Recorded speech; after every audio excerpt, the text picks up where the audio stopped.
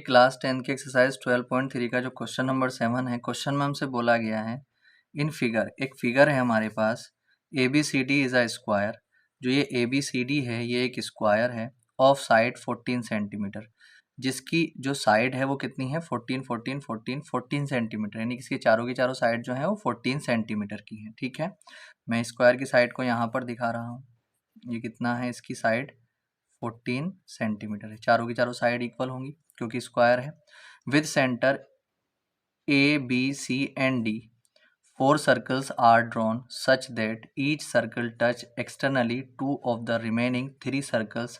Find the area of the shaded region. तो आगे हमसे बोला गया है कि जो ए बी सी डी जो स्क्वायर बनाते हैं, इसका ए बी सी और डी ये सारे के सारे जो हैं, जो यहाँ पर सर्कल्स आ रहे हैं, इन सर्कल्स के सेंटर्स हैं।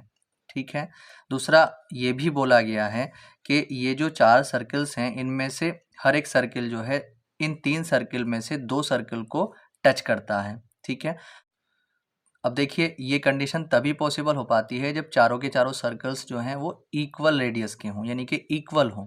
ठीक, तो अब हमसे यहाँ पर बोला गया है कि हमें जो ये शेडेड एरिया है यहाँ पर, इसका एरिया फाइंड करना है। ठीक है, अब हमें क्या करना है, शेडेड एरिया निकालना है। और शेडेड एरिया हम किस तरीके से निकालेंगे, पहले हम इस स्क्वायर का एरिया निकालेंगे, फिर ये जो यहाँ पर 4 क्वाड्रेंट्स आ रहे हैं, इन क्वाड्रेंट्स का एरिया निकालेंगे, फिर इन स्क्वायर में से चारों के चारों क्वाड्रेंट्स के एरिया को माइनस कर देंगे, हमें शेडेड एरिया मिल जाएगा। ठीक है, अब क्वाड्रेंट्स के बारे में सबसे पहले स्क्वायर के बारे में बात कर लेते हैं, उसके बाद क्वाड्रेंट्स के बारे में बात कर लेंगे। तो देखिए सबसे पहले हम यहाँ पर लिखेंगे 4 स्क्वायर। तो जब स्क्वायर के लिए हम यहाँ पर बात करेंगे तो जो इसकी साइड है वो कितनी है 14 सेंटीमीटर। तो इसलिए the area of square, the area of square equal to कितना आ जाएगा, साइड स्क्वायर।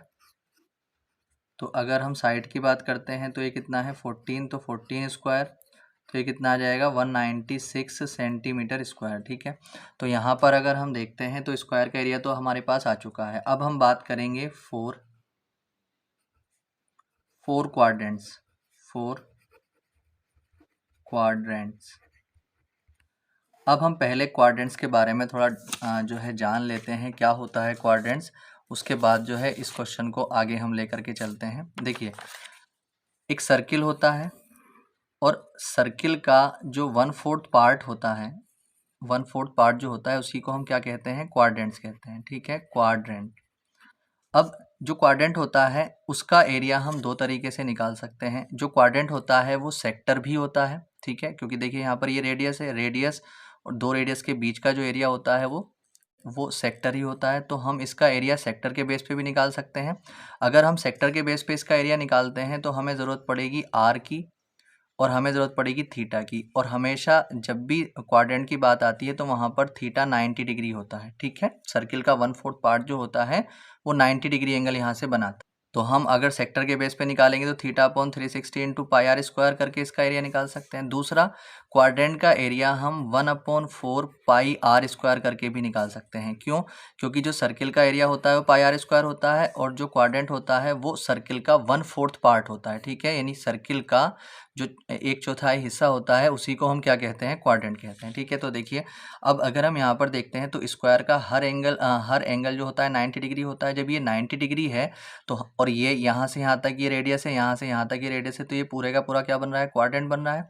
इसी तरीके के चारों के चारों क्वाड्रेंट हैं। तो अब हम यहाँ पर जब इनका क्वाड्रेंट्स का एरिया निकालेंगे तो हम यहाँ पर क्वाड्रेंट का एरिया सबसे बेस्ट होता है कि हम 1/4 पाई आर स्क्वायर ही लगा लिया करें। ठीक है, वहाँ से थीटा से हम बच जाते हैं। ठीक है, तो अब अगर हम बात करेंगे यहाँ पर, तो जो इसका रेडियस रहेगा किसका, यहाँ से यहाँ तक का रेडियस रहेगा। तो अगर हम बात करते हैं इसके इस साइड की तो ये 14 सेंटीमीटर है, तो आधी यहाँ पर है और आधी यहाँ पर है, तो रेडियस कितनी हो जाएगी हर सेक्टर के लिए 7 सेंटीमीटर, यानी कि जो साइड है उसका आधा अपॉन 2। तो r is equal to side upon 2 यानी कि 14/2।